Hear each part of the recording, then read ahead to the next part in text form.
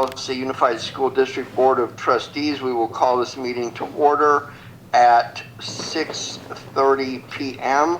Roll call, please. Mazer. Jesus here. Brianna Texomi here. Falls Draft here. Mr. Mascon is not here this evening. I will move in the agenda for the regular board meeting of September 12th, 2024. I'll second. Is it as it stands? It is as it stands. Thank you. Call the question. Mazer. Jesus here. Brianna Texomi, aye. Falls Draft 40401. Is there any public participation at the meeting thus far? Not at this time. Thank you. Thank you. I'm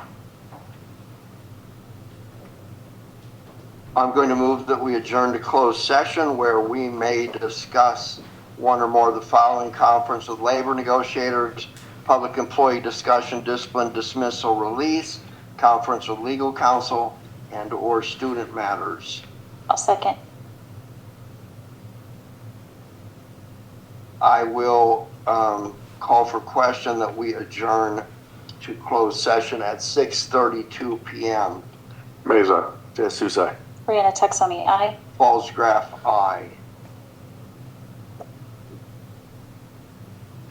We will reconvene the meeting at 7:32 p.m.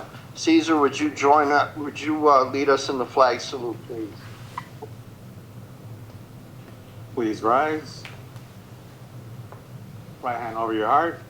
Ready, begin.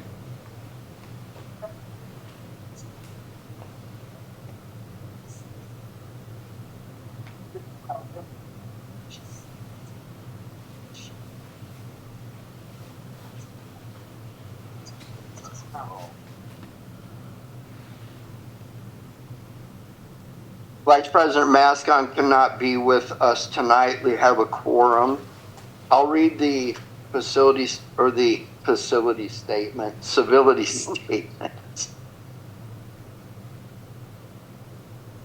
When communicating district policy, we will communicate clearly and concisely with respect for others' time. We will listen objectively, carefully, considering the opinions of others.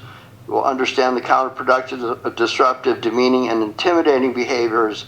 We will understand and respect district policies and procedures, and we will respect the district's rich history and the efforts of others who have served in the past. And if you didn't know this, this is actually my behavioral guide. We have nothing to report. No action was taken in closed session. So let's move on to public comments, recognition, and reports. Do we have public comments this evening? Yes, one public comment card has been pulled.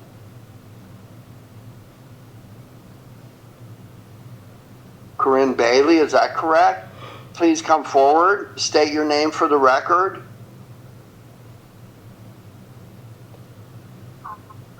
And I'm here tonight to just do a huge shout out to the football program. I am new to the high school, and my son decided to play football, and I did not get to sleep in. So now I've gotten to see how the program has grown, the community that they've developed there, and these boys. They're accountable. They are coming together as a family. It was awesome to see them go out and do a beach day and practice on the beach, and like bystanders are just stopping and watching and enjoying these kids have a great time. And since this program has started and school has started, we've added like almost 20 new boys to the team because they're seeing what's going on with these kids and they're super excited about it.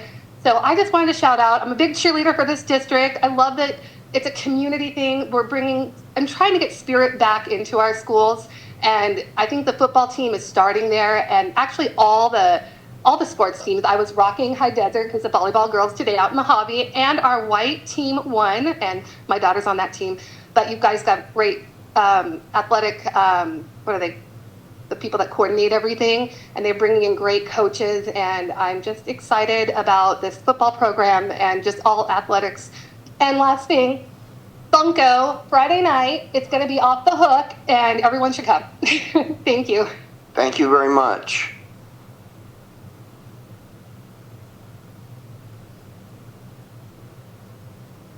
go. Tab 7, correspondence, proposals, and reports. Adirap.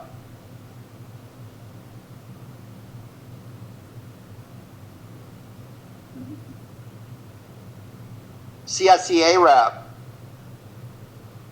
Wow. It's going to be a good night. I've been informed that due to some grading mishap last year, we still have our student rep from last year. No. Okay.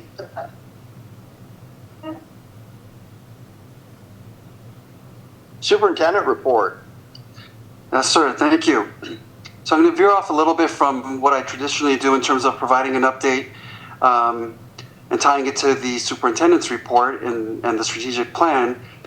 But as we had listed on future agenda items, I'm happy to go ahead and present to our trustees, to our district community, a quarterly update of the strategic plan. Tonight I want to focus in on goal number 1, student achievement. Thank you, Caesar, for helping me out there. Goal number 1 of the plan itself indicates improving student academic, behavioral, and social emotional success for all students in order to graduate from our schools ready to be independently productive and purposeful leaders in college, career, and life. As we know, the goals are tied to the LCAP as well, because there are metrics in the LCAP, and without creating new metrics and action items, we are combining the two as it should be. So goal number 1 ties nicely into LCAP goal number 1 and goal number 4 for the LCAP. Goal 1, district will provide a high quality education system for all students, focusing on high academic rigor with multi-tiered systems of support. In goal 4, ensuring that secondary students are on track for graduation from high school, are college and career ready, and students experiencing academic progress and success in broad course of study, keeping the graduation rate at 95% or higher. All right, so action items pertaining to goal number 1 that fall within the updated strategic plan that I'm going to cover tonight starts with 1.1.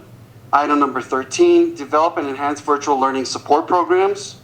And item 1.117, early intervention and remediation resources and programs. This is tied to the LCAP goal number 4, UC CSU eligibility A through G rate at 50%. And that could be found in the LCAP. So speaking of the previous goal that I just talked about, enhancing virtual learning, we had a wonderful presentation by our Director of Academic Educational Services, Dr. Chamberlain, at a previous board meeting, as well as our incomparable Miss Alexa Lepp for the Acellus Virtual Academy. So based on what we heard and got adopted and approved, Acellus provides lessons that are structured. Each course includes lessons with comprehensive resources for our students, which includes video lectures, as well as one-on-one experiences, which enhances the personal learning. Next slide, please. So there's the parent-guardian interface, which really enhances the experience for both student and parent/guardian.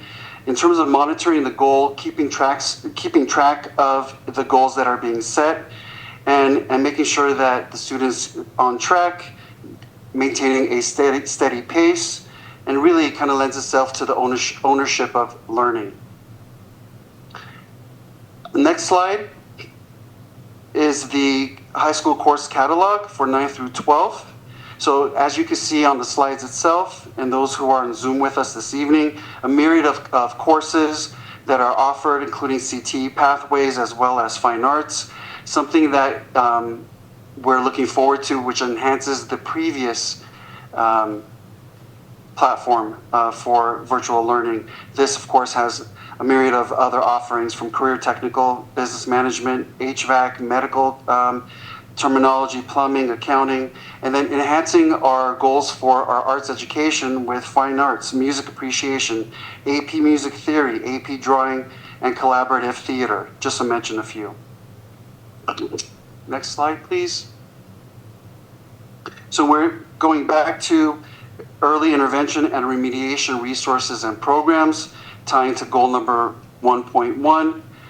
We're looking at personalized learning for grades K through 8, reading and mathematics. We had a robust menu for our teaching staff to go through in August with the Welcome Back PD, and iReady Math was one of them.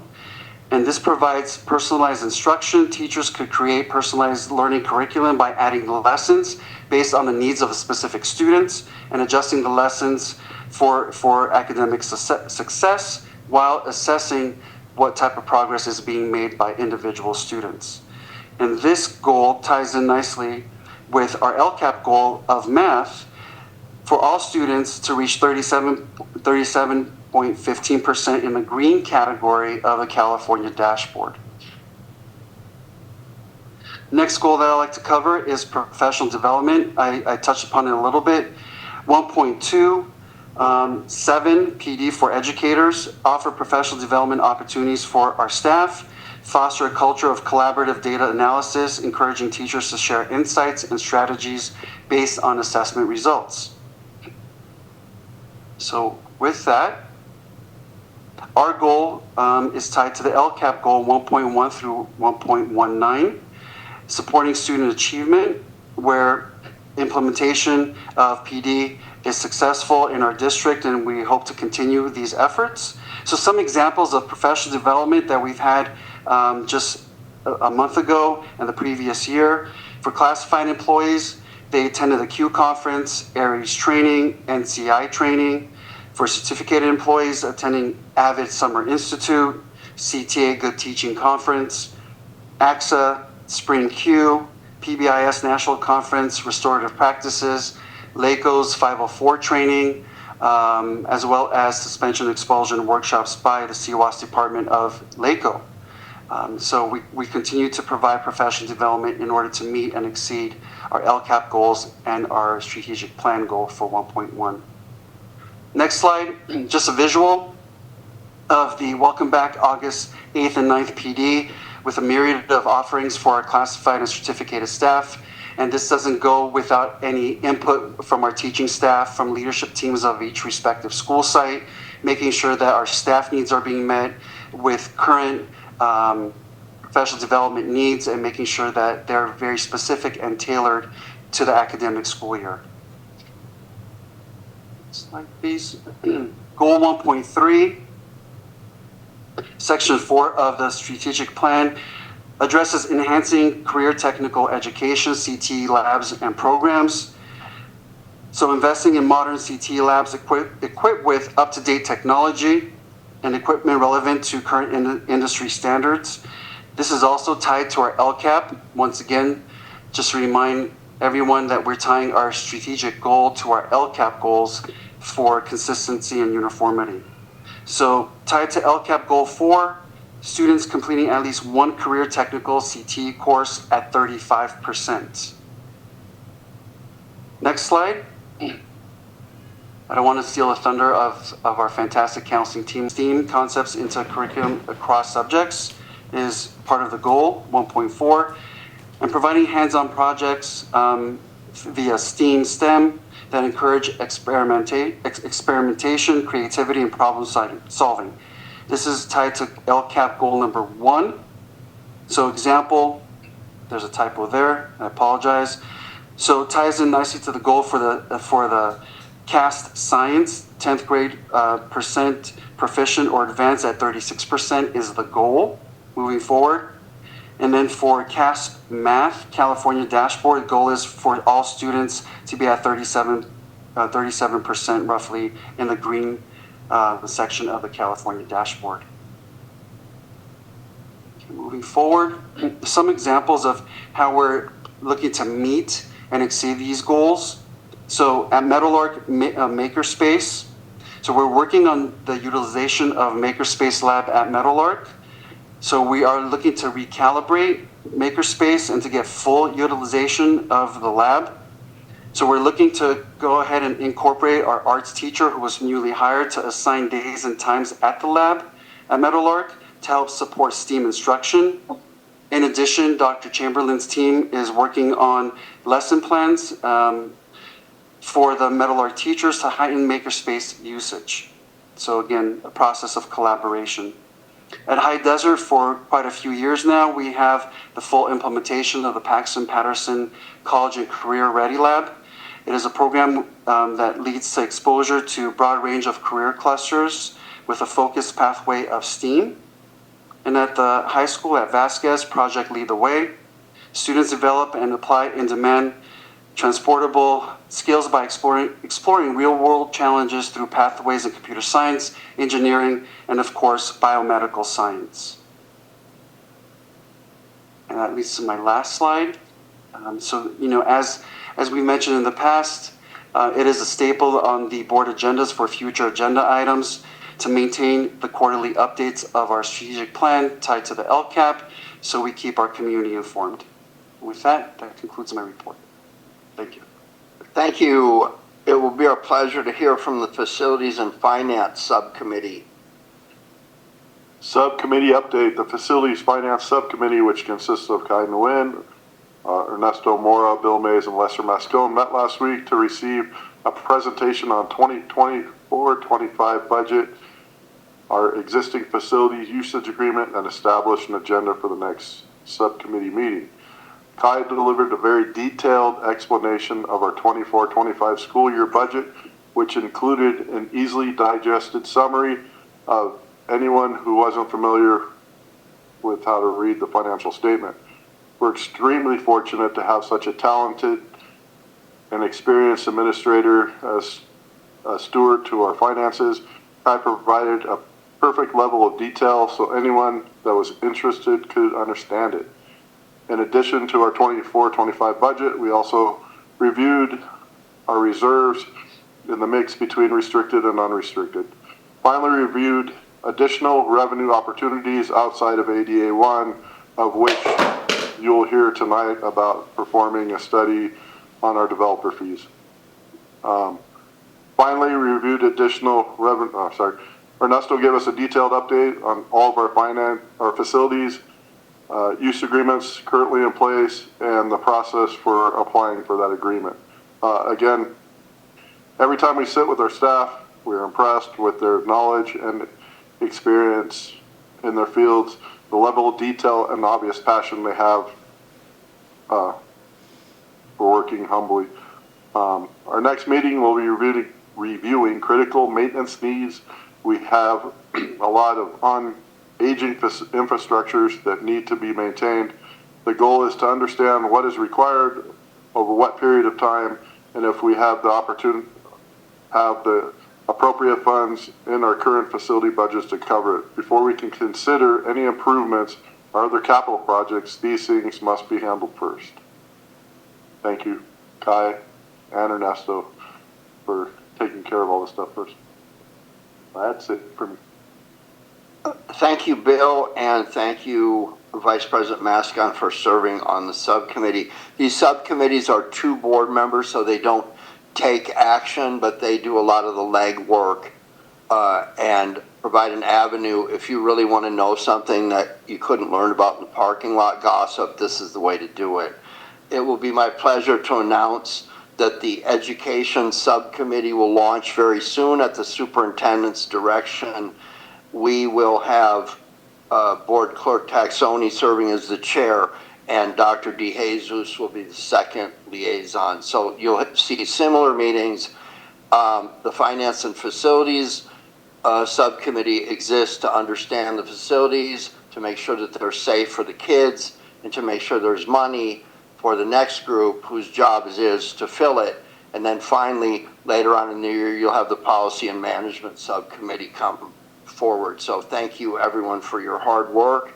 I very much enjoy knowing that there's an avenue for people out in the public, the people that actually vote for us, to understand the details of what we do. There's nothing worse than coming on this board and not understanding what the money is and what the finances are and how the teachers and staff and facilities are funded. If you come in here without that level of knowledge, the learning curve is very steep, and it comes at the expense of our students.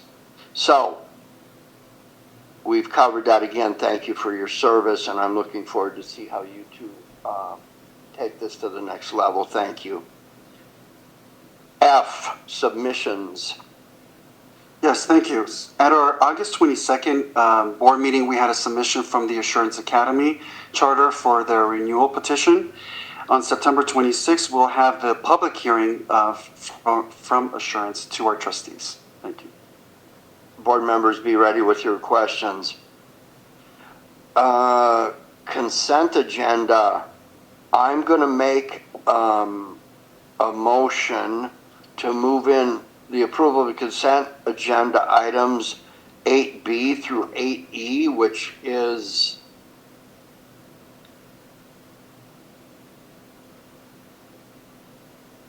the minutes of the board meeting of August 22nd, the warrant register, a listing of purchase orders, and the approval of CABE project to Inspire not to exceed 6050. Do I have a second? Does anybody I'll want to second. pull anything? Discussion? Call to question? Mazak. Jesus, aye. Brianna Texoni, aye.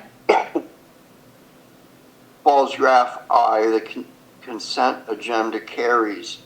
I will move in the personnel action report.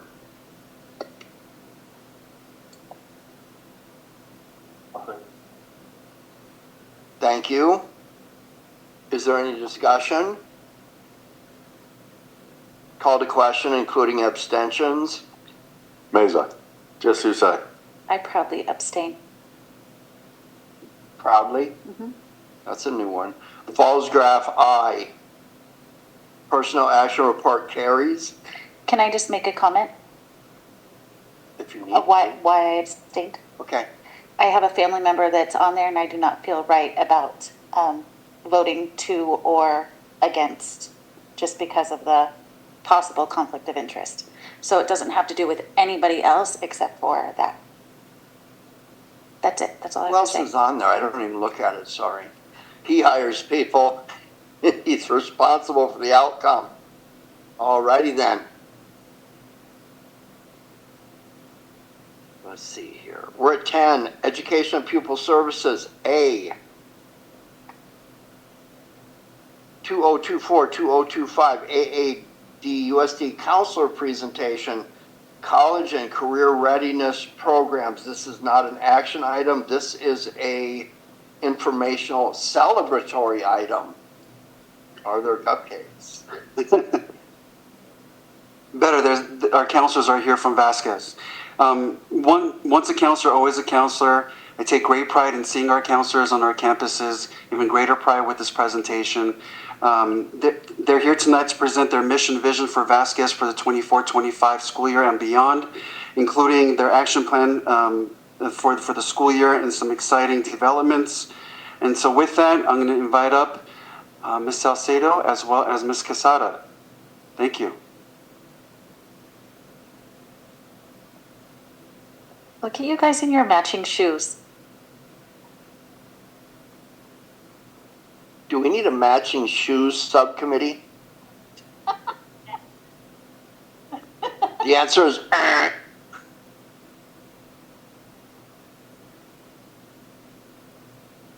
These people work for you, right, Rena?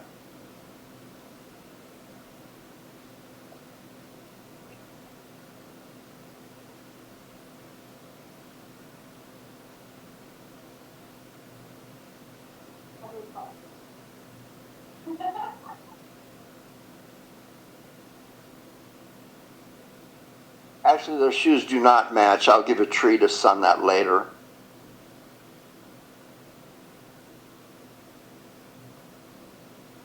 There we go.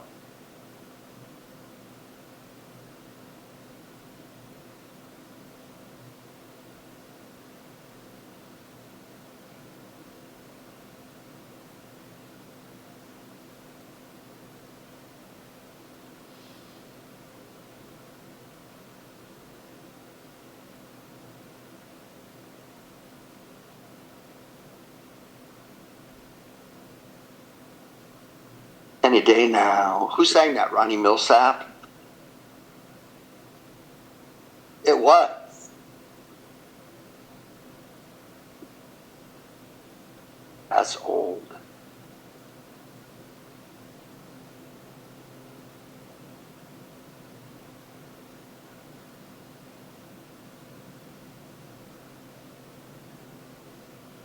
I remember when my eyes were better so I could actually see what was up there and develop new gossip from the email chain, but I can't see. Is there anything up there that...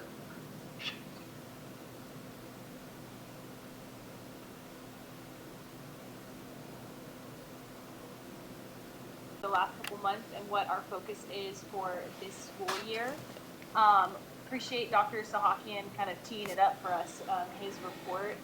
We've been working closely with both Dr. Sahakian and Dr. Chamberlain and both Ethan, Alex, and IT to kind of address some of the issues that we have found recently as we've been looking at the LCAP and CalPADS data regarding our college and career indicators. So some of the things that we're going to focus on is not only our mission and vision for our department and how we're moving forward, the college and career indicator data and some of the areas there, how there's some misalignment with our ARIES data that's being reported out to CalPADS and for our LCAP, and how that's making us look a little bit lower than what we should be at. What we've been working on as far as expanding our CTE programs and pathways, and then just our overall goals and action plans in improving in those areas.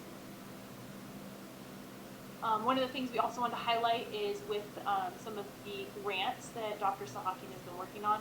Not only have we expanded in the areas of mental health with our social workers, but we have also been able to get a third counselor at High Desert full-time, so we can also have 2 full-time counselors at Vasquez. Zuli Quezada has joined our team at High Desert. No, they are not related. Apparently, you just need the last name Quezada to be an amazing counselor. So, okay, so our mission and vision are pretty wordy, and they're up there. It's kind of a breakdown of the different areas we cover. But our main goal as a department is to provide a comprehensive counseling program to all students and to help them reach their academic and career goals moving forward. So the main thing that we found looking at our CalPADS and LPAC data is there was a misalignment on what's being reported through ARIES. So in previous decades of when codes were put in, not all of the information was put in correctly. So both IT and the department has been working with our district office on what areas within our system need to be addressed in order to make sure that that data is being fixed. So that's going to be addressing both priority 4 and priority 5 of our LCAP. So right now, level for college and career indicator of students being prepared is 43.9. Right now, our school site is showing 13.2, which is completely inaccurate if you look at the data by hand. But that is what is being reported out to CalPADS and impacting our CCI indicator. So that's one of the things that we're looking to address. And as he mentioned earlier, looking at going to the ARIES training, so how we can, on the back end, fix that information. So that way we can be highlighting our district and our school and what our students are accomplishing in the classroom and also within our career pathways accurate. So the measures of the college and career readiness indicator are the SBAC assessment. So the students need to receive at least level 3. The advanced placement scores, so students need to reach a score of 3 or higher. The IB exam, college credit courses, the state seal by literacy, UC and CSU A through G requirements. So graduates need to meet at least one of these criteria in order to be classified as prepared. For the measures of career readiness, students must meet one at least of the criteria to be classified as prepared. It's either a leadership or military service. career technical education pathway, a registered pre-apprenticeship or a non-registered pre-apprenticeship, state and federal job programs, and transition classroom and work. So specifically in the area of AP Classroom, we've been adding AP classes continuously each year. Some of the ones that have been added in the most recent years and moving forward is AP Microeconomics, AP Biology, AP Pre-Calculus, AP Human Geography, AP Psychology, and one course of AP Computer Science. In the future, we're looking to add the second one as well. So every opportunity that we can to give students access to not only career pathways, but rigorous coursework that they can also earn college credit for. We have been expanding that, and the district's been very supportive of that. So if you look at comparable school sizes, we have quite a lot for our size. So with the current curriculum we were able to build what looks like a couple of different pathways. Some of them are already more established in what we consider popularity among students in our community, especially the culinary arts program. We would like to formally establish our pathways and align them to the state codes reported to CalPAD so that our students can meet the career pathways and the CCI. So we're looking to establish a biomedical pathway with the PLTW courses, a construction pathway with the Career Connections courses we just established last year, a culinary arts pathway, which is also articulated with the community college, the computer science pathway, which would be with the PLTW courses, design and media arts combining digital design and yearbook for journalism, engineering from the PLTW courses, performing arts combining intro to VAPA and collaborative theater, and production and managerial arts combining video production and broadcast journalism. And as Dr. Sahakian mentioned earlier, we actually have additional pathways that we can add along with the approval of our ACELUS program. So some of those are our agricultural and natural resources pathway, business and finance, an expansion to different specific areas in the build construction trades, information and communication technologies, and health and science medical technology. One of the things that we've also been working on that we are planning to roll out this year is a specific CTE pathway guide. Kind of got a sneak peek just to kind of quickly walk through it, but this would be something that students and parents can access on both our website, and we can give out during registration as well.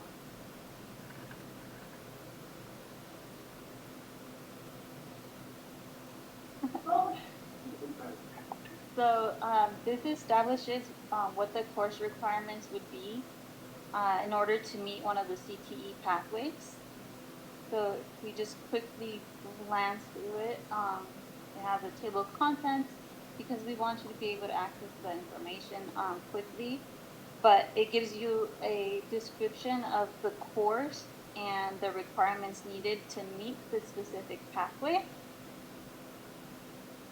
Completion of the pathways would end with a capstone project where our vision is that students are able to take what they have been learning in the classroom and share with others the skills that they gained by completing the required coursework. Invite other students from lower grades to complete the pathways, how they can use the skills in their future desired career path, what the job outlook is in the field, including possible positions, job pay, and job duties, how they will further their education or skills and what's required of them, which local community colleges and or universities offer pathways and programs such as certificates, AA or AS programs, and local university availability, and some of the top career options and available.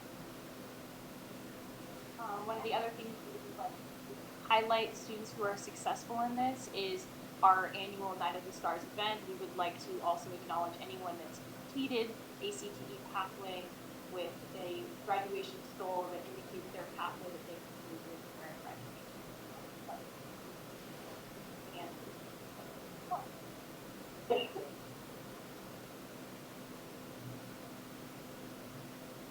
Okay, so just in summary, some ways that we're going to be moving forward on all of these goals is our ARIES training that we're looking at going to correct some of the misinformation or lack of syncing on our data through CalPads. We are in the process with our counseling team of looking to apply for ramp status for our counseling department, which indicates that our department is fully servicing all areas of school counseling. Specifically, our goal within that for our data tracking is directly related to college planning, expanding our CTE program, and continuing our communication out with both the district as a whole and the larger community on what the available options are and resources, and then continuing to make sure that our use of roadways is updated annually and accurate.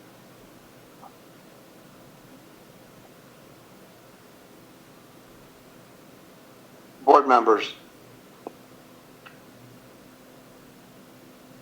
Thank you for the presentation, and thank you for adding all these things to our schools and for our kids, especially the construction one. That's my heart, and it's something that's desperately needed right now is people in the trades. There's not enough, and we need to get more, so thank you.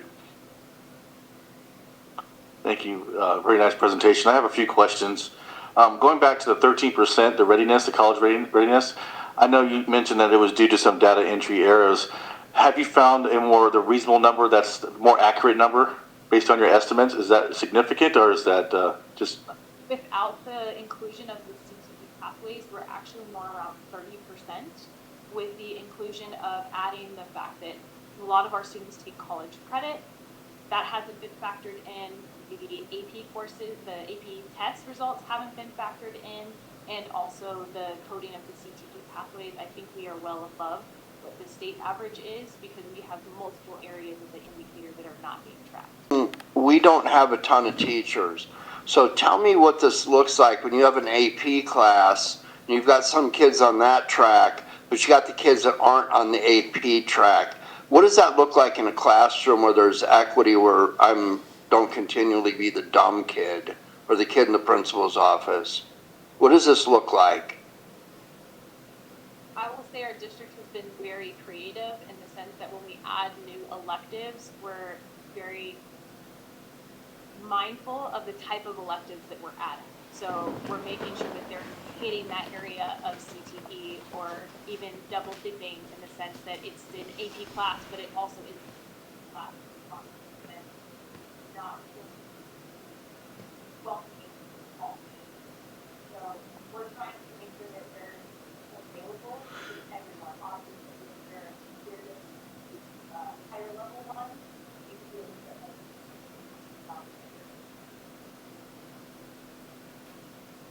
the field accepted classes are acceptable to all of the projects. They're very hands-on. They're very at level that teachers who are struggling in math, there's support built within it versus your AP pre-calculus, your AP bio. So there's that balance. Every time that we add something as far as an AP class, we're also adding a more hands-on elective that can hit all of those areas together. So there's ultimately, because down on the west side, what I saw is, you're running around the cocktail parties and talking about how your kid is AP this and AP that, while the socioeconomically challenged kids never get that opportunity. So when there was this talk about blending classes where it's kind of like we're going to cover a wide range of material in a way that's equitable, that people don't feel like it's coming at their expense. People started throwing a fit when they started including these classes and make them like you've got an educator that can deal with the kid that gets it and give the one that doesn't get it yet a pathway to that. How does that look in a classroom? I would say like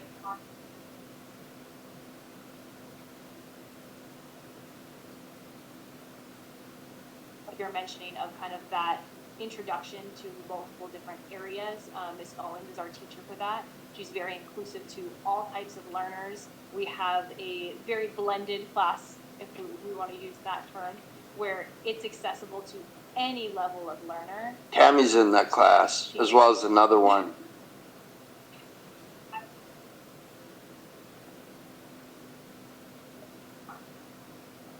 Still have access to computer science. They still have access to the engineering classes because they're at a they're not doing calculus yet, but we're scaffolding that information so they're learning it from a hands-on approach and then building on those skills. Here's a problem I see in the workplace, because I'm old and old men hire people, right? And you have to impress the old men, even though the technology is 40 years newer than what we can understand. I see a lot of endless summer kids where it's like my career pathway has been to lay on mom's couch, and then one day I wake up and it's like, wait a minute, I need to get a job. I don't know what the job is. Or I've been going to college for 4 years, and now all of a sudden I show up in the workplace no more prepared to go to work in the workplace than the day I did when I walked in the door of the college. How do you take this stuff and make it to where somebody actually has a skill to be useful to me in my office the day they start? If you can figure that out, let me know. Because, yeah, you can spend 4 years in college, but if you're not functional in the workplace on the first day and walk in and say, I'm respectful, but I'm ready to go to work in this, this, and this, and you expect to be the never-ending, be mentored for the rest of your life, I think that's a problem in employment at a higher level.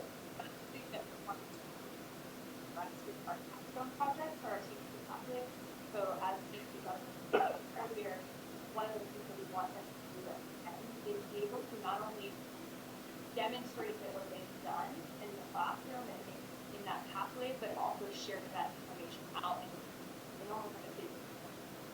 So maybe having them share at the high density career day or have a career fair where we can provide students not only and tools but the work environment as well, be able to have that opportunity to share out what they're doing and more presentation like that so they can build on those skills as well. Okay, so if it were me and I had anything to do with this, I would be using the subcommittee and the meetings that they have. I would be using the education subcommittee, especially when it came to what's going on at Vasquez. I would be using the subcommittee and knowing that they have public meetings to take the opportunity to tell a parent that's in attendance or watching, this, aside of all these terms and whatever it is you're doing here, what does this look like in the classroom? What does this look like day to day? How does it balance with the basic education stuff?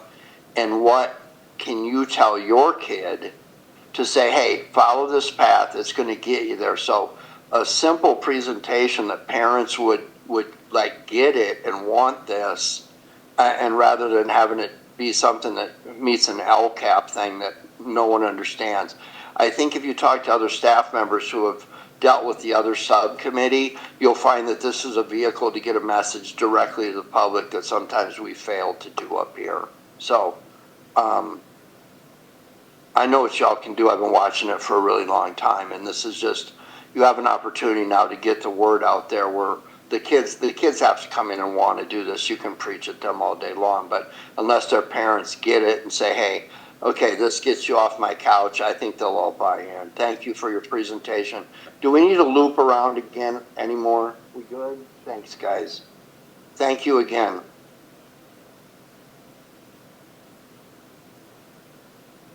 Business Services Addendum ELOP School Year Contract 2024-205, 20 seats in the amount of $90,092. I'll move that in. I'll second.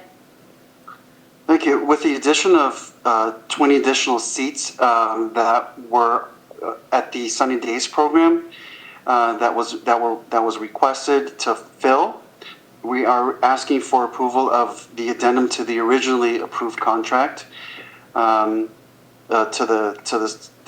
their program for 24-25. That 20 seats, it tacks on about 90,000 approximately from the Expanded Learning Opportunities Program categorical funding. Mr. Nguyen, there's anything you'd like to add? Yeah. Board members? Call to question? Meza. De Souza. Brianna Texoni, aye. Fallsgraf, aye. Item B. Let me make sure I'm in the right place. Item B, I will move in a tennis court. Second. Thank you. I know Mr. Nguyen was actually working very closely for quite a few weeks with our Vasquez athletic director and making sure that liability and coverage was intact and working with our insurance carrier regarding an agreement. And I'll turn it over to Mr. Nguyen to go ahead and talk about some of the stipulating points there.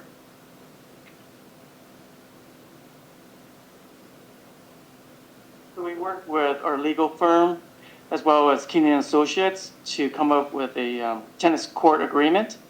And the district takes responsibility if anything was to happen. Obviously, if there's any defect at the premise, at the residential property, then that would be their responsibility. Board members? Okay, so I will say this. This was a planned phase of the VHS project, the improvement project, and it was going to be somewhere in the area of the running track and the sports field and stuff, but the funding was not there. So there are DSA approved, I hate that word DSA because it stops us from everything. People do things that are good for the community and then it comes back to haunt you financially later. But short of having a tennis court on the grounds, you kind of look for the support of the community, and then sometimes these agreements become kind of like, did this get bid out? Are there piggyback agreements we can use with another district? Are there busing issues or whatever? So I will assure you there was a great deal of questions coming from me about equity and how this contract was chosen and how it was awarded. That's a nuanced way of saying I asked a lot of questions about exactly how this property was chosen. Short of that, anyone else have anything? No? Call to question? Meza. De Souza. Brianna Texoni, aye. Fallsgraf, aye. I will move in developer fee justification study. I'll second. Thank you. The objective of this study, if approved by our trustees this evening, is to see if the new residential development that's been in the works and the process will play a role and impact on our school facilities, and if that has to be reconstructed and reconfigured based on the possible impact down the road. Mr. Nguyen, anything that you'd like to add to the study? Currently, right now, per square footage is $4.08 in developer's fee. If the study is completed, then we would charge the new housing development or any modifications will go up to $5.17 per square footage. What was that number one more time? $5.17 per square footage. Okay. Board members? All right, so how are we coming up with this number that we're going to charge the developer more because we're getting a study done? How are they coming up with based that? on the latest study from the And that's what's implemented. So we're going to pay somebody to, I'm not sure why we're paying them, since this should be something that the county or the building department should be taking care of. That's a very good question, and don't have an answer for that, Chief. So I can come back. Yeah, no, I just want to make sure that we're not paying for something that should be automatically implemented by BOE or by the county. Okay. Yeah, we can get back. We can Okay. deal with SAB. Cool. Thank Thank you. Thank you. Anyone else? Okay. Has the developer, to anyone's knowledge, come forward to the district and started talking about where they fit in or what this looks like? No, not recently. I would say I had a meeting with them virtually in terms of our representatives and their representatives, maybe 2 predecessors ago of our Assistant Superintendent of Business Services office. And since that time, there hasn't been any updates that's been provided to us formally. Bill, what if I were to ask you and Lester to encourage these people to come in and do a presentation at one of your subcommittee meetings to kind of show us what this place looks like and just not anything about what they can do for the school? And I certainly don't want to advertise, I don't want to be their model home presentation, but I would like to see somebody start to have a conversation with these people. Okay, we can do that. Is it not true that our ADA, if we have a game, that we don't get the funding for it until next year? Can you repeat that again? So we have 100 kids show up this year. Do we immediately get the money for them, or do we get that next year? We get the money based on our average attendance will be for this year.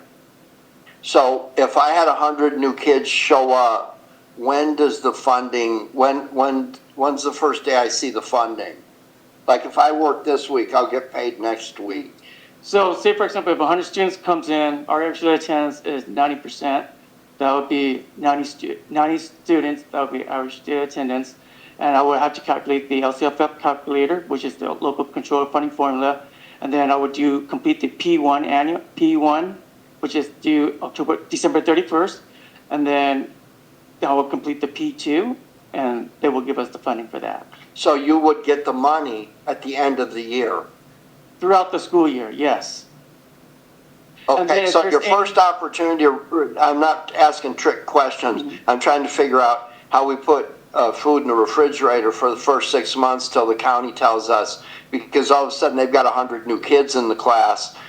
When does the funding come in, or are you expected to take your reserve to get through till the money actually starts coming back to you? Well, we have a fund balance, and the local control funding formula comes in, the revenue comes in from month to month. Perfect. Okay, so I would hate to find out, I would love to find out that the 400 kids that we need to be fiscally self-sufficient, that would make the conversations back there a lot easier, that we don't have to front that forward. So here are some questions you may or may not know the answer to. It's obvious Bill and I, through our lines of business, there's something called the Quimby Act or the Rec and Parks Tax Fund. So every square foot of a development or a redo requires that they put some amount, around $5 and something, in to ensure that there are recreation and opportunities and trees and things like that. Is our fee in addition to that? I don't have an answer for that. You might want to know that, because sometimes we can price ourselves out of the market. Especially, I would like to know the answer to Bill's question, because if it's something that we negotiate, that's a slippery slope for me. Like if I own a tile company and I sell you the tile, maybe I can vote for a lower. I've never heard of it. Okay, so I think the board would need to know that. We're gonna have an opportunity to vote on this. I don't know that the developer, given the treatment that they've had by the community, there are people out there that are still thinking that we can stop this or something. We're over here harping for students. We're over here giving presentations, and I'm begging to have people say to the people that might move in out there, hey, we're this, our score is this, we got all this cool stuff. You really want to be here, you want that house, you want to come to our school. So all of this is coming together. Subcommittees are working hard on this kind of thing to message this. We need to amp this up 10 degrees from where we've been in the future. In the past, I would love to hear what this developer is that they're at least cognizant that there's a school here that that their people might be interested in when they're selling homes. I don't want to sell homes for them, and I'm not giving you guys direction, but I mean, this is definitely a subcommittee meeting. If y'all figure out how to do that. By the way, staff runs the subcommittee agenda, not the board. Cool. Do we want to loop again? Anything else, Bill? I'm interested in what you're thinking here. Good. Anybody else? No. We'll call this to question. Again, this is for the fee to pay for a developer study and update to see if our current fee structure is appropriate. Call to question. Mesa. Jesus, aye. Brianna Texoni, aye. Falls, Graff, aye. Please make sure that the developer, the person doing the fee study, kind of gets a grasp on, what's going on up there and what our concern is.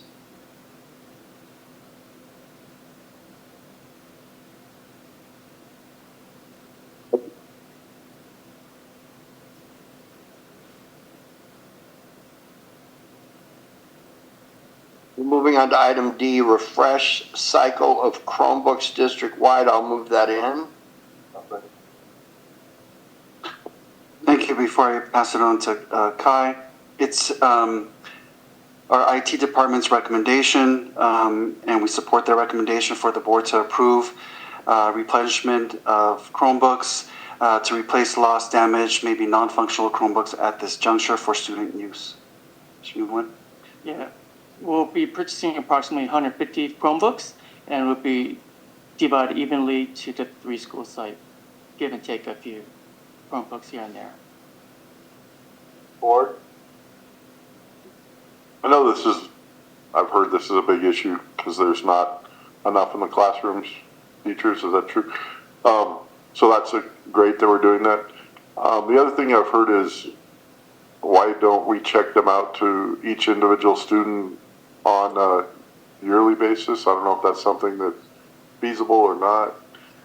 It has not been discussed yet, Okay. I don't understand, in terms of Chromebooks or Right. students who use the Chromebooks in the classroom, then they Okay. put them back in the Yeah, Chromebook. and the Chromebook holder, okay.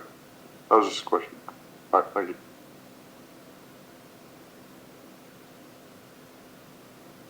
All right, call the question. Mesa. Jesus, aye. Brianna Texoni, aye. Falls, Graff, aye.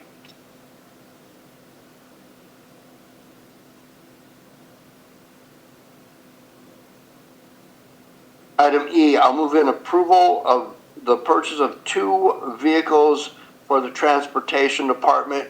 Feel free to be thorough in this discussion, staff. I'll Do I have a second. Thank you. Thank you. Before I turn it over to Business Services, who oversees transportation, maintenance, operation, transportation, Transportation Department, is consistently doing informal, formal assessments of their fleets by approved mechanics, receiving reports of what's functional, what's not functional, what is the short-term, long-term prognosis of our vehicles, be it the buses, large or small.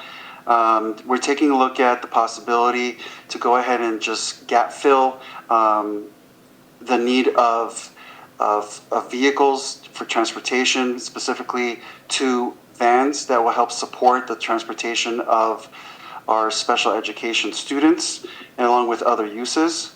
And hence you'll see in the part of the attachment, you'll find several quotes of different types of vehicles, be it vans, for consideration. Kai. Thank you, Dr. Salkian. Dr. Salkian nailed it perfectly. Hopefully we're able to get some hybrid vans if we can. That would be more economical for the district as well. Board members,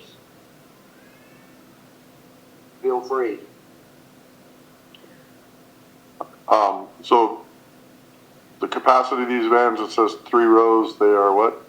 3 rows, we can no more than 9 students or 10 students in the van. Okay. Anything more than that, then we'll have to get a Class B driver's license. Right.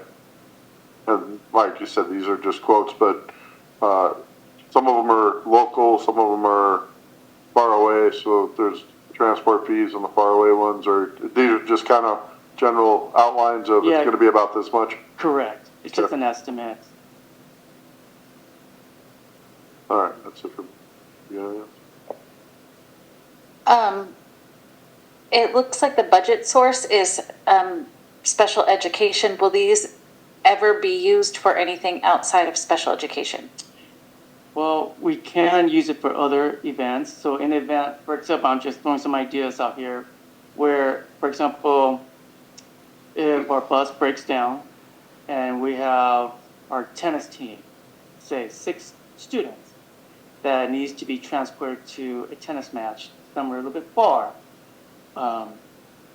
we would obviously try to use a district van to transport our students to the athletic events.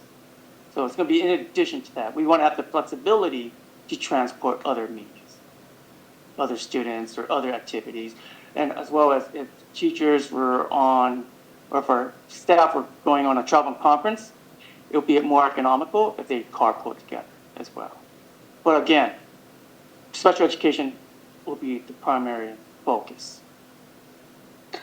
And how do you determine who is able to drive the van? As long as they have a Class C driver's license, they have to sign up for that. And I don't want to give the attorneys a ton of work here, but I think, Bill, the Finance and Facilities Subcommittee might have the briefest discussion about some of the transportation policies, especially when it comes to the sports, because I think we're operating on a hope and a prayer when we're carpooling. I know where I work, for me to drive the car in the city, I have to have minimum 300, 100. I know scouting programs and stuff have certain criteria when it comes to people. And so there's a ton of liability in this. So let's at least be up on the upper end where we're not just going like this when it comes to our kids being driven around, especially when these vans come into play. So I know this is something new. I will say this. I don't like knowing that our SPED kids are on the bus for 2 hours to and from. I don't like that. Students first sometimes, okay? Anything else? Bill? We did touch on the transportation in the last subcommittee meeting, and it is going to be part of one of the agendas to go over all that stuff. That's perfect. And remember, those meetings are public. You can see it. There's honest, simple language discussion, and that's the intent of it, okay? They're meant to build confidence in staff, not to undermine it. Anything else? Other districts, sorry, did you have? No, go ahead.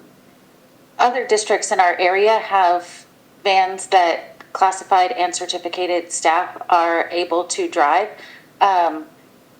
If we're looking for language, then we don't need to branch out anything crazy. We have districts next door that already have programs like this happening, and it works for them. So Yeah, we can reach out to other districts.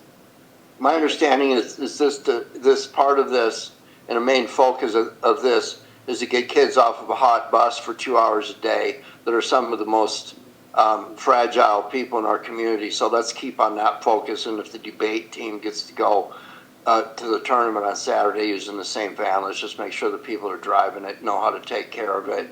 And I don't know if you guys got checkout procedures, and because nobody seems to know who put the dent in the vehicle, since I did that again. Anybody else? One last call. Good. Call the question. Mazak. Yes, who's aye? Brianna Texoni, aye. Ballsgraf, aye. You have your 2 vans. Thank you. Thank you. F, is my favorite. 2023-24 unaudited actuals financial report. I will move that in. I'll second. Thank you. Mr. Mays mentioned this earlier with the subcommittee report. There was a preview of the unaudited actuals for 23-24. And we have a presentation this evening, which is an action item.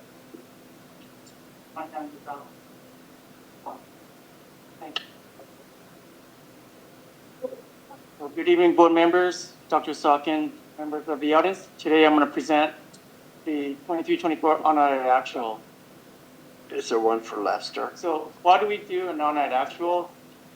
It's because that it tells us how much revenue the district actually received and how much the district has actually spent. This is one of the more important presentations as compared to the first interim, second interim, or the adopted budget. These are some of the financial components. When we built the budget, the cost of living adjustment was 8.13. However, the governor, Newsom, increased the COLA to 8.22. Our lottery funds unrestricted per average day attendance is $170. Restricted lottery is $67. We also get mandated block grant for K through 8, $37.78, and then mandated block grant for 9 through 12 is technically $73. Our average day attendance to enrollment ratio is 92%. This is our enrollment and our average day attendance. As you can see in 23-24, our enrollment was at 1,021, and our average day attendance is 938. This gives you a history of what our actuals was really at from 2015-16 all the way through 23-24. And then we were projecting that our enrollment is going to be at 1,010. Obviously, that is not correct. However, I'm going to update that at first interim. It's going to be, as of today, our enrollment is 1,041, which is a nice enrollment increase from 1,021 from last year and what we projected, right? And this is what we projected for the outer years as well, projected conservatively and not very optimistically. We always want to do that. Thank you. And this is our actual revenue that came in. We got a little bit more funding in LCFF, $171,000. We received less revenues because a lot of the one-time funds are gone. And also our state revenues came in. That is because of the art music program, as well as our service on behalf. It kind of washes out. I'll explain that a little bit more at the expenditure section. Then we get local revenue. Our local revenue came in $1,024,000. That is because of the charter schools or oversight fees that we charge the charter schools. So that helped the district out significantly. And this is just to show you that during COVID, the district received, or all school districts in the state of California, received quite a bit of funding based on average day attendance. We received ESSER 1, ESSER 2, ESSER 3. In that sense, we received about $2 million, but those are one-time funds. We're no longer going to receive those one-time funds. Just as an FYI. Go ahead to the next one, please. So if you look at this pie chart here, for our revenues, the bulk of the revenue is from local control funding formula. And because of our oversight fees for the charter school, 23% is local revenue. Other state revenues is 10%, and federal revenue is 7%. If anyone has any questions, I'm more than happy to answer during the presentation. Feel free to stop me, and I'll answer your questions. Anyone? Okay. So in terms of expenditures, we spent a little bit less for certificate salaries. Classified salaries, we spent a little bit more. Like I mentioned earlier, the stirs on behalf, it kind of washes out even though we got more state revenues, but our expenditures for benefits increased. And then books and supplies, we spent a little less, about $316,000. Professional services, less than $116,000. So in essence, we spent a little bit less, about $107,000. We thought that we were going to expend about $22 million, but we ended up spending about $21.9 million. So if you look at this pie chart, 74% of our budget are personnel. You got certificate salaries at 34%, classified salaries at 18%, and employee benefits. That includes health and welfare benefits, PERS and STIRS rates, as well as unemployment insurance, OPEB, that's 74%, and then 26 cents on the dollar goes to books and supplies, professional services, and capital outlay. Right.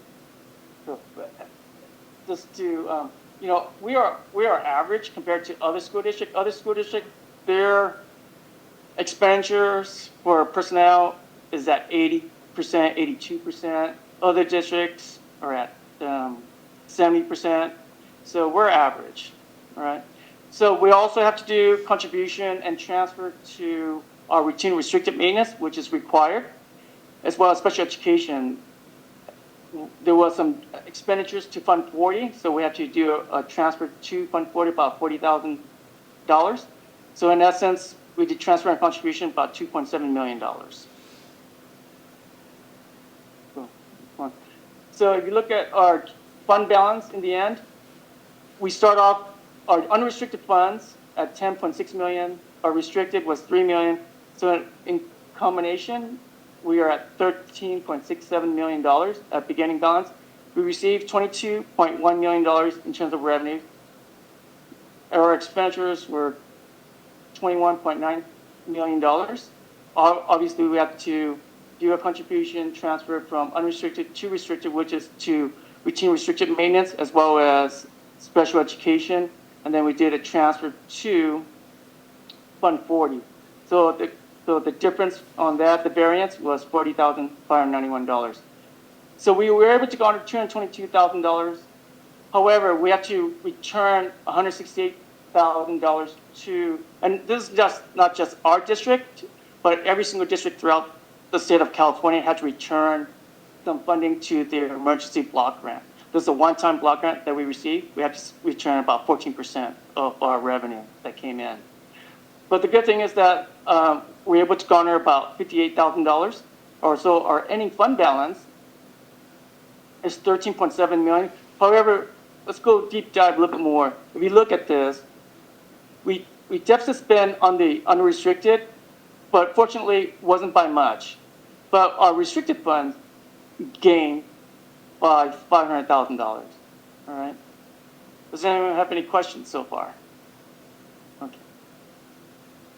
So these are other funds here. We have Fund 13, which is the cafeteria fund. Fund 17, which is a reserve. It's not much.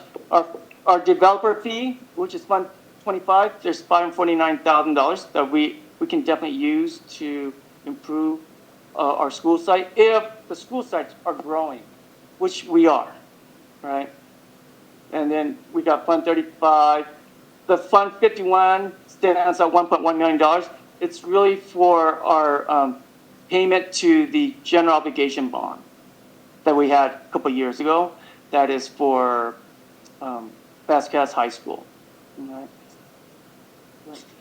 Next one. So Mr. Mascon asked, and Mr. Hayes asked about if we can look back the prior 3 years, and this is what it looks like. If you look at our revenues, it increases every single year. That is because not this weekend, but the next weekend is the homecoming game, so if everybody can come out for that, that'd be great. And thank you two for always being here and, being the troopers that you are. Thank you. And you too. Thank everybody for coming, and thank you for the great presentations. I do have some board member comments today. Usually I'm brief, but I got a few concerns I'm going to address. First of all, shout out to the volleyball girls volleyball from High Desert. I went to the game today in Mojave. They played well. They won. Both teams won, so I'm happy for that. I did have a chance to go to the High Desert open house. It was awesome. Great presentation. I like the anchored theme. And this is where I got some different concerns as I moseyed around the campus and inside the different classrooms and stuff like that. My first concern is, and I know when we get out of the deficit, this is something that the district, maybe keep on their radar. The desks look like they're from 1980. I don't know, at what point do we invest in our infrastructure? If we're talking about getting more kids from all over to join our schools, I think I want our schools to have a little bit more updated infrastructure when the time is right. Obviously, we're not going to do it when we're in a deficit, but when the time is right, I would like to see some changes in that. And also, the smart board was outstanding. I love seeing that new smart board in action. Kind of wondering why it wasn't put on the wall. I'm thinking of all the earthquakes that we had recently. I don't know if that was just a cost-saving mechanism or why it wasn't mounted on the wall, but kind of wanted to see it a little bit more secured rather than on that little wheeled framework. The basketball courts were kind of horrendous, though. I know we just paved the parking lots, but the basketball courts have big cracks in them, big sizable cracks. So I'm not sure when we're going to get around to that, but the students play and run on that all day long. I don't want somebody to fall and their ankles twisted or worse, broken leg, and then now we're liable for having all these concrete cracks in the thing. So eventually, hopefully, we'll be able to get to that.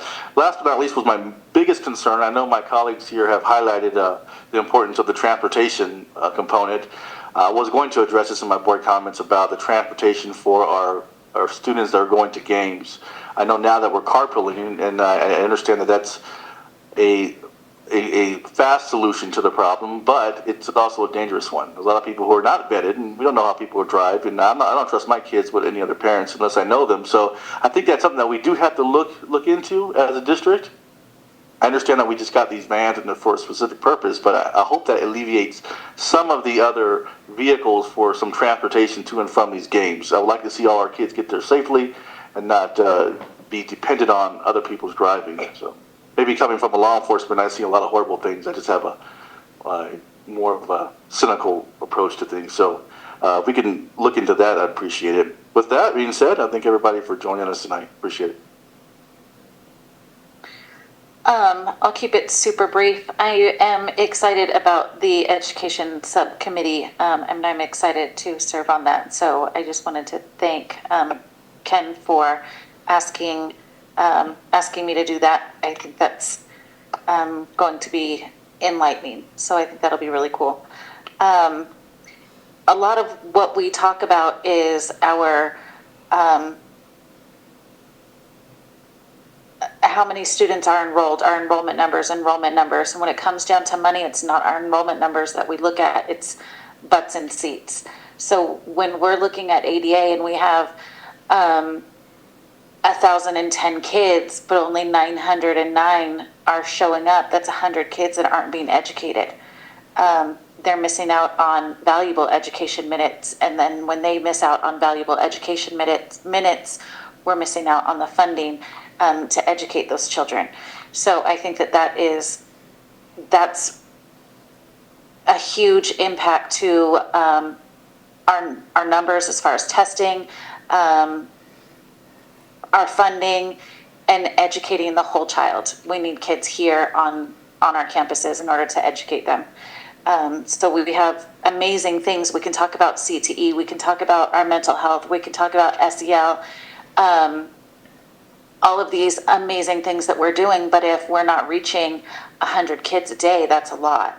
So I think we need to work on butts and seats. I think the last football game was after our last, or the first football game was after our last board meeting. So I do just want to comment on that. I want to thank the football staff for allowing me to be a part of it. I had a great time. It was a great turnout, so many fans. The kids are just working hard. You can see it. So I just wanted to say thank you for letting me be a part of your football culture and the Vasquez student body as a whole. I absolutely love it. So thank you. And I'm really hoping to get out to some more games. I'm seeing the flag football. I'm seeing so cool. I don't get off work until after their games are over, and it's such a bummer. But I'm hoping to get out to at least one game. So kids doing awesome things, staff doing awesome things. I love it. So thanks for letting me be a part of it.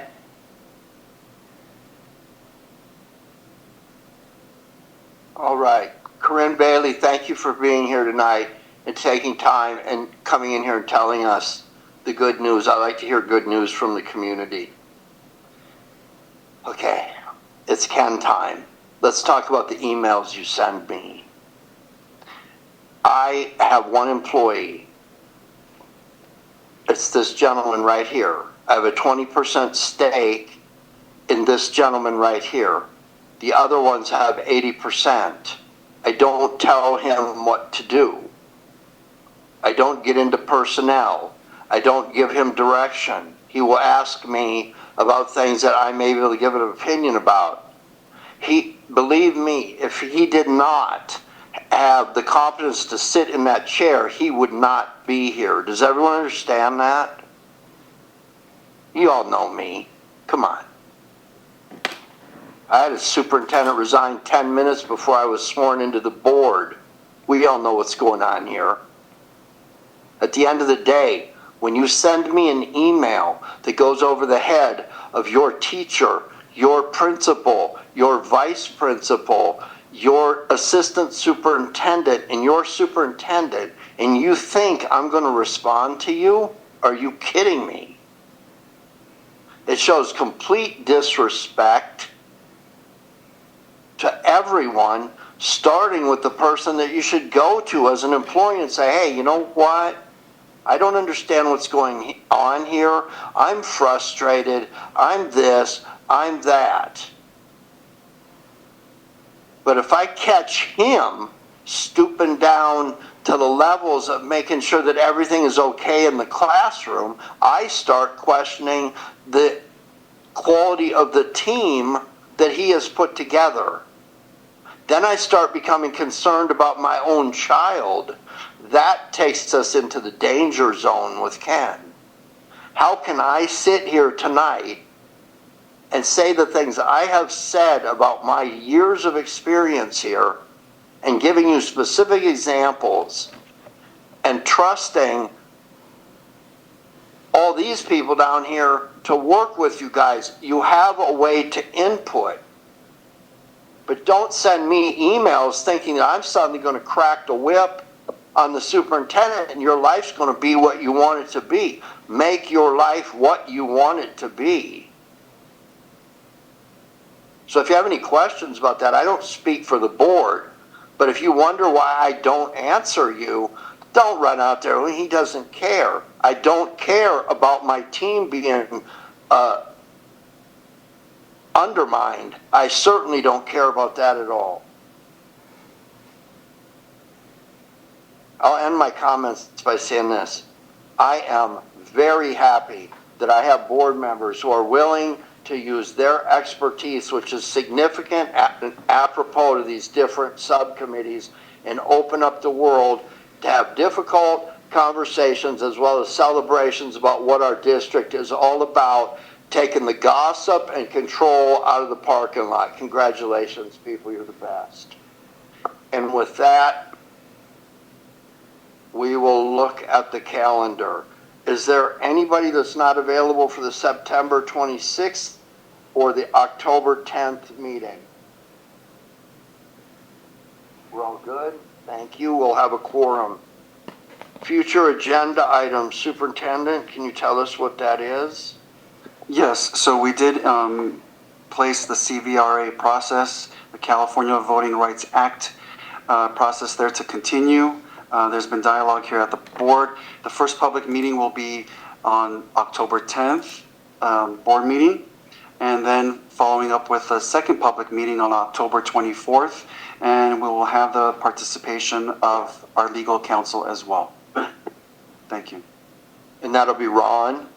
Yes, Mr. Ron Winkart. Thank you. Correct.